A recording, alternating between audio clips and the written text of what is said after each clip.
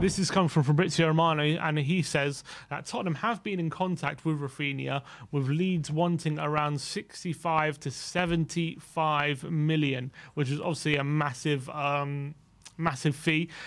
He does obviously as well say on that, he says on the Raphinha situation, Barcelona agreed personal terms with Raphinha, but no agreement on the fee with Leeds. Arsenal are in direct negotiation with Leeds and have been interested since March.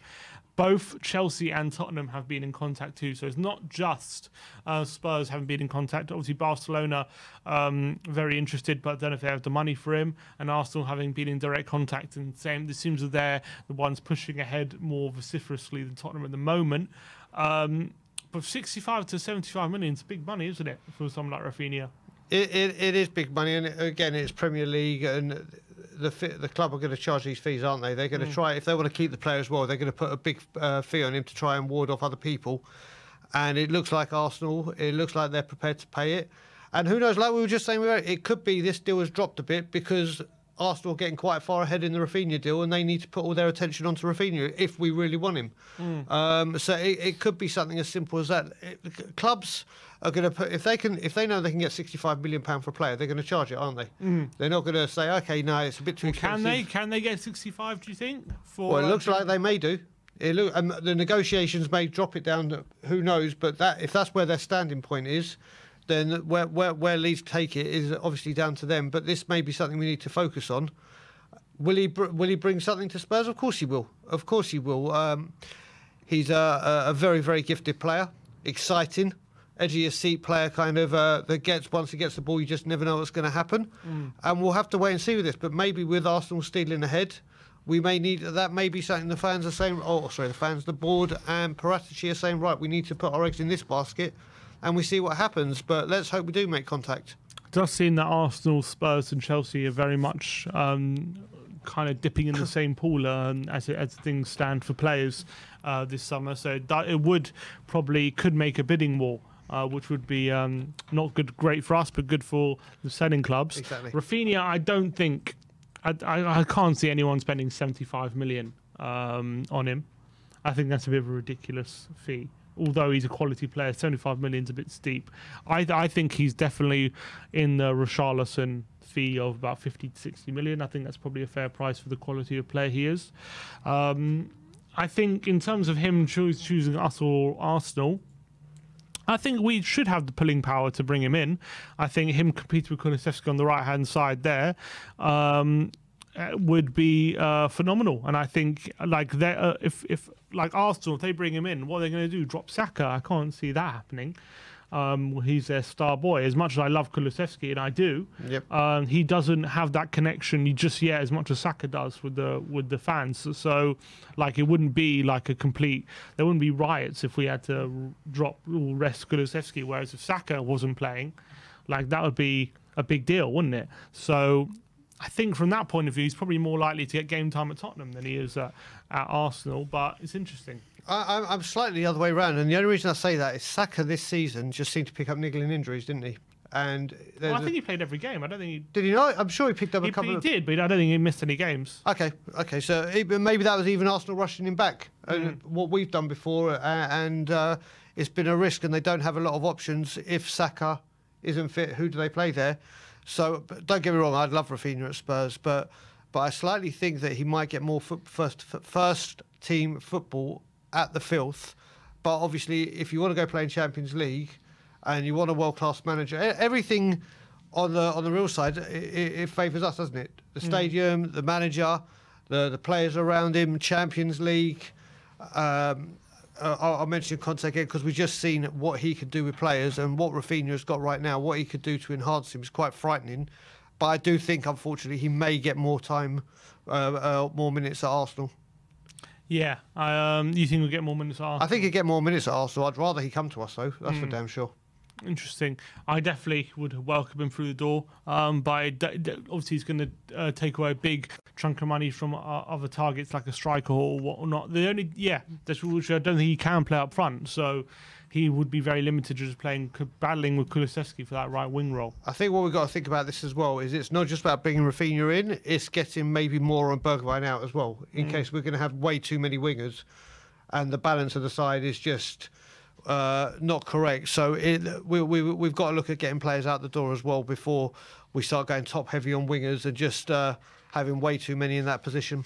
Yeah, I agree with that. Next up, the next story we're going to be talking about is Richarlison, and it has been reported from Miguel Delaney that any interest from Tottenham and Arsenal in Richarlison this summer is currently expected to be trumped by Chelsea, and obviously he writes for the Independent. And Gregory O'Keefe from The Athletic, he says that at the moment Tottenham have shown the most willingness so far with Richarlison, however, they have not lodged an official bid. Do you think we're worried? Maybe we're waiting to see what Chelsea moves are before we go on the attack. We're worried about being gazumped? I pray to God not, because this is exactly what happened with Lukaku last season and Martinez, apparently, didn't it? We were full steam ahead with Martinez, and then obviously Lukaku and Chelsea came up and bang, that deal went through. One thing I will say, I can't remember who tweeted it, but it was a journalist, or it might have been Sky Sports, that was saying... The Chelsea owner issued a statement saying that they're very concerned about financial fair play, and it may halt them going on a big splurge this summer. So, add to that with this, I don't see them. I don't see them going for Richarlison. I just don't. So I think they will make additions, and maybe they'll come in just to cause havoc. But I think they're going to be very, very conservative with their spending this summer, Chelsea. Well, they have had a lot of big summers last, couple of summers with likes of Timo Werner, Lukaku coming in, Havertz for 70 million. Exactly. And look at the defence they've lost. And look at all the defenders they're losing. So they definitely have to rejig. They have to recoup their defenders, that's for sure. But we don't know what this owner is going to be like, do we? No. Because where is he going to be like Abramovich, where he pumps, hundreds and hundreds of millions? Or is he going to say, look, we've spent this amount of money and we have to maybe cool it? And if that's the case, I can't see them spending big on Richarlison, because they have Werner, they have Pulisic, they have Ziyech, they have Hudson-Odoi, they have a lot of players at the moment in those roles. Why would they look to immediately add someone like Richarlison to that right now? It doesn't make too much sense to me. Exactly, especially like we said with the defenders. I mean, what's his name? Rudiger got confirmed and announced as a Real Madrid player earlier on today. Christensen's going. We know Alonso and I think Azpilicueta are out the door as well. And then you got to look at it. I don't know how badly this is going to affect them with financial fair play, or the what's it called? They had on them from the second half of the season due to the Ukraine thing. They couldn't get any money coming in, could they? So I don't know how that's affecting them with what they can spend or what they can or can't. Sorry, what they can or can't spend. But I just see Chelsea's main summer purchases are going to be rebuilding that defence. I just don't see why, like you said, and you mentioned the attacking players they have, I don't see how adding another one to it benefits them. And also there's rumours of they're set to agree a deal with Man City for Raheem Sterling as well, for 35 million. So especially if they get him. Yeah. Although we haven't been seriously linked with him, is Sterling one you would love at Tottenham? I really, 35 million. I to and fro this one. I mean, there's times that I see him and I'm like, I don't get what all the hype is about him. And then, like, do you know what? Sometimes, like Eriksen used to at Spurs, he has like a 2-month spell where he's on fire and he just is untouchable. But yeah, I don't think I'd have him. I don't think, personally, I think, I just wouldn't. I'd rather Richarlison. I'd put it that way. I think Sterling to Liverpool makes so much sense. Yeah. Why would him going back home to Liverpool where he started his career? He plays off the left-hand side. He can easily slot into Mane's position. He's a goal scorer. He can work really well under Klopp. I don't know why they... I guess maybe because City probably maybe wouldn't want to strengthen a rival. That's yeah. They'll probably have to put a few more... 10, that's probably the main reason it wouldn't happen, but that would make complete sense to me. No, it would. I would take Sterling at Spurs. I think he'd be a great signing. And he can also play off the left-hand side. He can kind of do a job up front, although I'd probably rather put Son up front and him on the left. But I think Sterling would be a good player, but I think Chelsea's kind of seems right to me in terms of profile club and stuff. Yep. Where he's going from. I don't know if he'll join Spurs right now. I don't think he's that I don't think he wants to. As much as I hate to say, obviously we're a massive step down from City, and I don't know if he wants to take that step. Whereas Chelsea is not perceived to be that way anyway right now, is it? Exactly. The only other or the one benefit I can think is. I think he has a good relationship with Kane, doesn't he? When he plays for England, they do have a bit. They of did in the Euros. They do have a bit of understanding, but I just I don't see it. I don't see it. But that's my obviously my own opinion. He could come in and absolutely smash it. I'll be like, hey, I was wrong, but I don't think it's going to happen. So I just don't see it. All right, let's move on to the next story, and this is about Emerson Royale and his agent. And this is his agent, Emerson Zulu, who is actually his father. Okay. And his agent. He says, I've been in casual talks with Atletico Madrid, but I'm not just Emerson Royale's agent. I have other players, so I can't confirm this information released in the press. But I guess the takeaway is quite interesting that he's admitting basically there have been tentative talks with Atletico Madrid, and maybe there is some truth to what there clearly is some truth to what Sky Sports was saying, that Atletico Madrid is interested, and maybe he could be moving on to there over the next during the summer, because obviously we know we want to sell one of the wing backs. And if Atletico do have decent money, maybe they'll be willing to pay for him. Yeah, I'm fascinated to know he's got other clients. I thought it would have just been no, because I thought you just look after your son and whatever. Oh, that's interesting to know. But yeah, it looks like like you said, Sky confirmed it, or sorry, Sky mentioned it and brought it up, and it looks like the father's confirmed it. And we'll have to wait and see. We were saying last week, we read something out, or you read something out, we commented on it, that Emerson sees his future at Tottenham, doesn't it? He was saying, or words to that effect. So it's going to be interesting to see where this one goes. But we clearly need to get one of them off the books if we are bringing in Jed Spence, and if we are bringing in a right wing back. So Emerson, I think, will be the one that brings in the most money out of Emerson and Doherty. So we'll have to wait and see. Yeah, I agree with that. Although Emerson, you could argue, also has the biggest scope to potentially improve, given his age and stuff like that, and he had a good end to the season. But I do think Doherty provides the final third output that I don't think Emerson is ever going to do in terms of getting in those positions. But Emerson, to be fair to him, they did step up. So look, if he does go, I'm sure he's going to have a good career somewhere. But I just don't know if he's going to be at Tottenham. Exactly, and as we said, he was brought back as a right back for a back four and Nuno, and was being converted into a right back on a back five or back three of Antonio Conte. So I think if he goes into a back four at a Spanish club or wherever he may go, he will do just fine. But it's not worth holding on to a player whose main asset is playing in the back four when we are clearly not going to be playing it this season. Yeah, definitely right. I agree with that. Next up, we're going to be talking about a fullback, and this is from Jonathan Schrager, and I think he's an independent journalist, and he says Tottenham are among a number of clubs who have shown interest in Hoffenheim left back David Raum. Also, David Raum has had a fantastic season out in Germany. He's 24 years of age, German left back who can play left wing back as well. He got 3 goals and 11 assists last season in the Bundesliga. Had a real fantastic season. In terms of being offensive, he's one of the most offensive, creative wing backs in Bundesliga. But obviously, he does play left wing back, so I don't know what that will mean if we bring him in. Do we move Perisic over to the right? Are we looking at selling Sessegnon? I'm not sure what that would mean if we were to bring him in.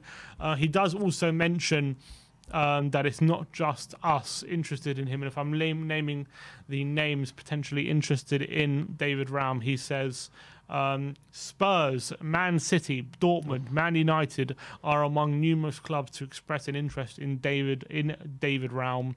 Man United have recently made an inquiry, but my impression is that it was only initial conversation, certainly no offers he made. So obviously not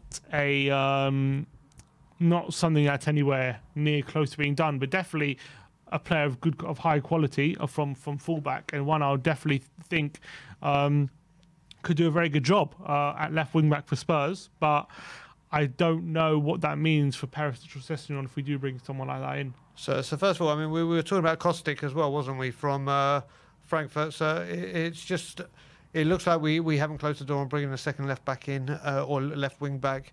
And it may be like, I am a fan of Sessegnon. I may be stupid to be a fan of Sessegnon, but I am a fan of him. And the one thing that we know keeps ruining it is his blooming injury record. It is just atrocious. So it may be this is his final season to get the job done, or we will get rid, or something will happen with him. So maybe we want to have that extra cover ready so we're not at panic stations. And it also does give Perisic the option to go right wing back. Imagine if we get Spence in and Spence doesn't start off well straight away. Doherty's still injured. So it still gives that idea or the option for Perisic to go right and then have another left back or left wing back, ready to go there in that position. So we're not just plopping someone in like a Japhet Tanganga just because we need someone to fill that position. So I think there may be another left back coming in. I don't know too much about this guy, but the great thing that you said there was it 11 assists that he's got last season? And we do know that the creativity is very, very important for him down the flanks. Yeah, so true. It makes sense.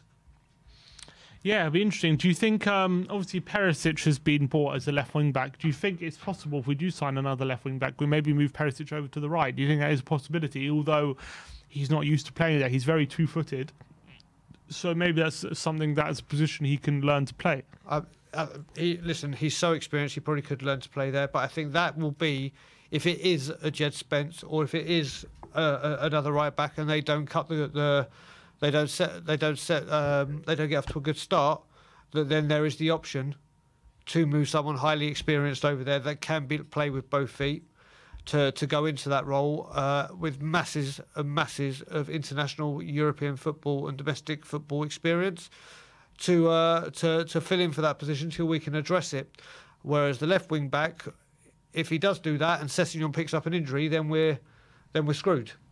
And you've got to realise that Sessegnon unfortunately does get injured a hell of a lot, so we do need cover there if Reguilon is going there. Yeah, look, obviously that's also gone a bit quiet, hasn't it, the whole Reguilon thing? Yep. There was a lot of talk about him leaving, but that seems to have gone quiet for the time being. We'll have to wait and see. But obviously David Raum would be a fantastic signing, but doesn't seem one that looks like a priority right now. No. And talk about priorities. This one is Jed Spence, and this is talking about this is from Fabrizio Romano. He says new direct contacts are expected next week for Jed Spence, and that's obviously one which we expect to. I mean, look, we've been talking about him for a long time, haven't we, Jed Spence? And this is one we expect to get done sooner rather than later. I do remember Ali Gold about 2 weeks ago saying in the next 48 hours he expects major movement, but that hasn't really happened. I think it's probably posturing on a potential fee, but surely this one has to get done at some point. I mean, this has to. I mean, this rumour has been going since the second half of the season, hasn't it? Since after January, this has just been gathering more and more pace with this deal going through, and it's now dragging on. I remember not this Friday just gone, the Friday before, Sky Sports even said 72 hours and this deal is done. And obviously we're over a week after that rumour came out or that report came out, and we're not there. But this is one that we are just waiting to. It's been dragging on for a little while now. It's clear to every single Spurs fan that we need a decent right wing back. It's a position that has to be filled and has to be taken seriously. And it looks like that this is the main man for the job that Spurs have identified. So we just need to get this done. We just need to get this over the line. And it's been, yeah, it will happen in 72 hours. Yeah, it's going to happen next week. Yeah, they want this fee, but no, Middlesbrough want this fee. I like you just said, I think the fee is the stumbling block. Not the actual amount. I think the amount is agreed. I think the amount that gets paid up front is the stumbling block. And hopefully we will overcome these obstacles and at least say we've got someone in that position. Yeah, I completely agree, but it seems to be taking its time, doesn't it? Let's see what happens this week. And one last thing from Ali Gold, and he's talking about Pierre-Emile Hojbjerg. And there was actually an article from the Times saying that Tottenham could look to sell Harry Winks and indeed Pierre-Emile Hojbjerg this summer if the right offer comes in after signing Yves Bissouma. Interestingly enough, though, Gary Jacob retracted the line about Hojbjerg and he took that out of the article, and that is no longer part of it. And Ali Gold has followed that up saying Spurs definitely have no plan to sell Pierre-Emile Hojbjerg this summer. He also goes on to say that Hojbjerg is a massive, he says, Football London understands that Hojbjerg plays a big role in the Spurs dressing room and is part of the leadership group that has helped drive the club back into the Champions League, demanding the best from his colleagues.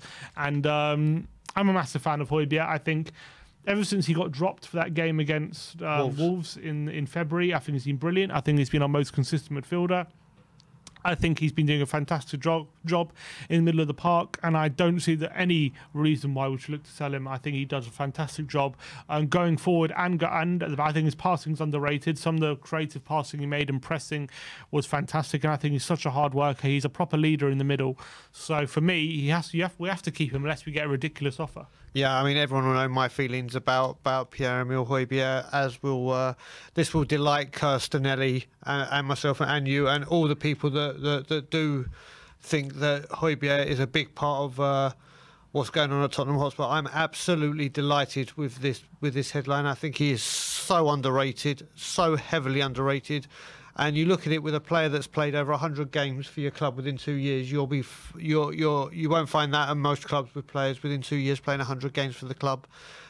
He's a big part of that midfield, and he is a very, very important player. As they were saying off the pitch, one of the things I refer back to is, I've watched it so many times now, was when we unveiled him as a Spurs player and he did his first interview in his medical. The way he talks and conducts himself and holds himself and talks about what he thinks he can do for the team is just incredible, and he puts everything on the pitch, and I am delighted to be hearing that there is absolutely no interest in selling him. Yeah, for me as well. I think he's a great player. Now I think he could even have more levels to go to as well. I think he's I think Conte trusts him a lot, and I think he's a very important member of the squad.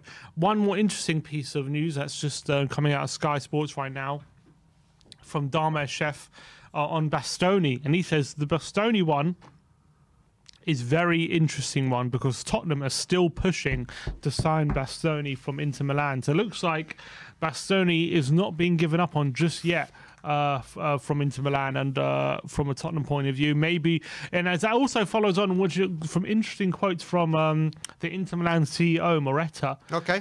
He said yesterday that asked about who they're more likely to sell, he said that it's a lot easier to replace centre-backs than it is to replace a striker. So we're probably going to look to sell someone from that position. Obviously, everyone thinks it's Skriniar.